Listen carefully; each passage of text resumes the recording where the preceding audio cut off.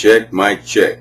I'm glad you clicked in so I can check in with you. Mr. Batch here, and you're there on the other side of the screen. Doom, doom, doom, doom. All right. The Eagles. Donovan McNabb, Michael Vick, Andy Reid, Mr. Laurie. Yes, he's on the team. Wow. You know what I had done? You know, when the news finally had broke about Vick signing with the Eagles, I was online and I tuned in to the Sports Talk Radio in Philly online. Man, modern technology. 20, 30 years ago, I wouldn't have been able to do that. I would have to most likely get an out-of-town newspaper. See, don't have to do that anymore. There were several places here in the city where I could get a newspaper, which I used to do over the years, from any part of the country. I was able to read the sports sections of that particular city and get a real flavor of what's going on. So what I did on Saturday, and that he signed, I believe it was the 8th, the day that he signed, is that I tuned in, and man, the vitriol. Oh man, see, it's got my eyes watering now. They was, you know, hey, it was clean because it was their radio on the internet, but man, it was like, let me see, 8 out of 10 who would call up talking about Vick, 8 were definitely against him. There were a bunch who was just totally, oh man, how could he do this? Oh, bang, bang, bang. Here in New York, same thing. There was so much vitriol that they didn't want this man to work again at all. Do I have to go over everything with you folks again? Well, there are a few people out there that seem to have the blinders on, like they're the fourth, like they're the number 5 horse in the 5th race, who's got those blinders on. All you see is straight ahead. Already the man has lost over $100 million. He was a 3-time Pro Bowler. The sickest, most illest double threat on a football field that we have seen in a lifetime. Went into bankruptcy, spent almost 23 months in jail. He lost just about everything. Had the press conference, said how remorseful he was pertaining to that. How he mentioned how he had to explain to his kids. You know, you parents out there know how hard it is for you to make a transgression and then have to explain to your child when you trying to bring your kid up. Okay, let's take that into consideration also. Mr. Laurie, the owner of the Eagles, had released a ball player, sorry I don't have that name, who was involved in dog fighting some years ago.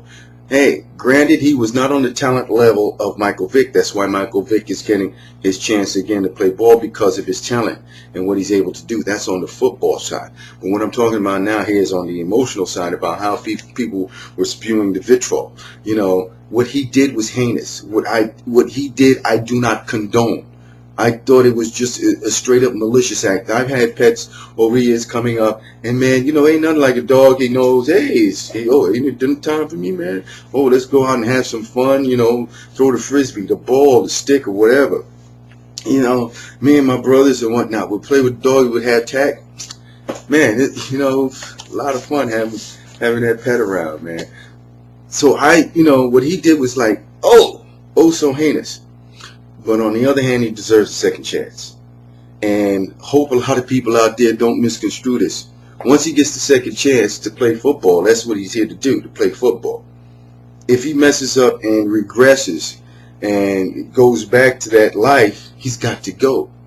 I never said anything else. Just in case those out there who like to point out that third, fourth, no.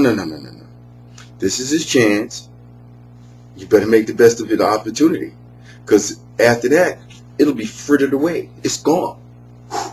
Poof. Okay? Second chance. He's got to do it now. And he's willing to do it. The majority of the fans on that night that I was listening, that Saturday night when he signed up, was like, oh, he can't. No, bang, bang, bang. No. Okay.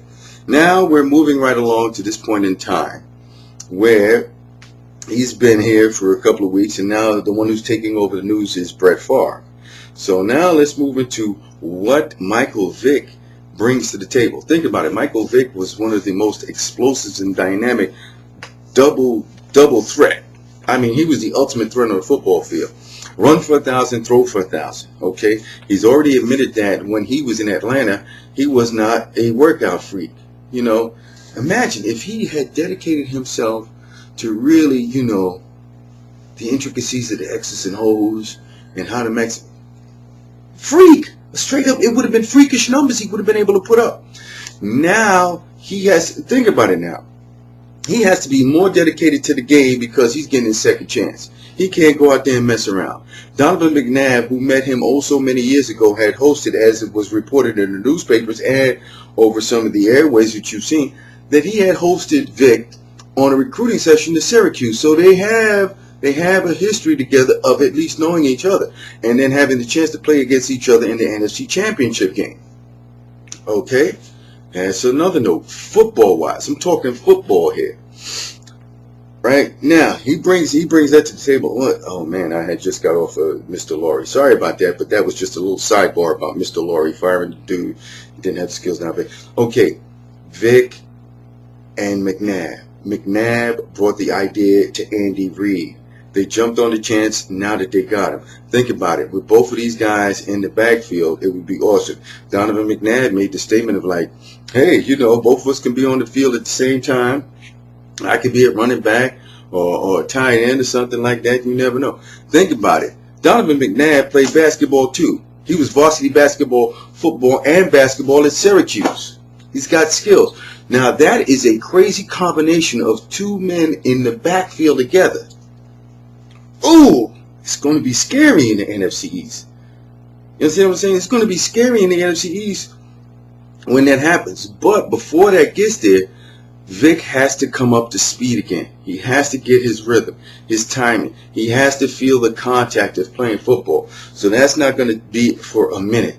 And hopefully for the Giants, it won't happen until the end of the season. And that's don't want it to happen as soon as he comes off of his suspension. As you know, 2 games in the preseason, he won't be able to play. He'll be able to play the last 2.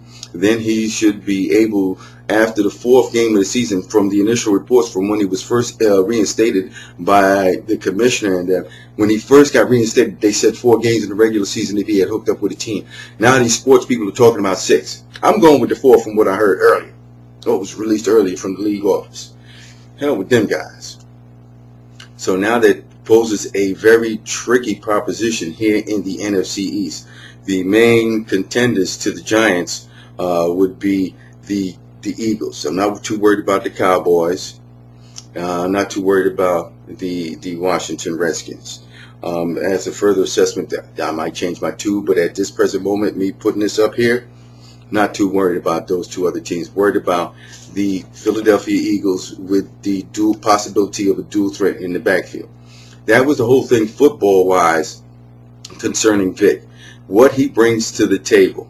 You know, Donovan McNabb has been injured. They had brought people in, and, you know, they wanted A.J. Feely, Jeff Garcia, Cobb. It was at different times when they wanted them to take over for McNabb's spot, but he's still the man who's been there, been in charge, and was always the one who gave them the best possible chance of winning and was getting them there. So now with the addition of Vick, we're going to have to see how that unfolds. Football-wise, it's going to be very tricky once he comes up to speed. But the 5-1-5 that the New York Giants are going to implement will slow that down. I'll explain that to you guys in another video. Good luck to Mr. Vick for now.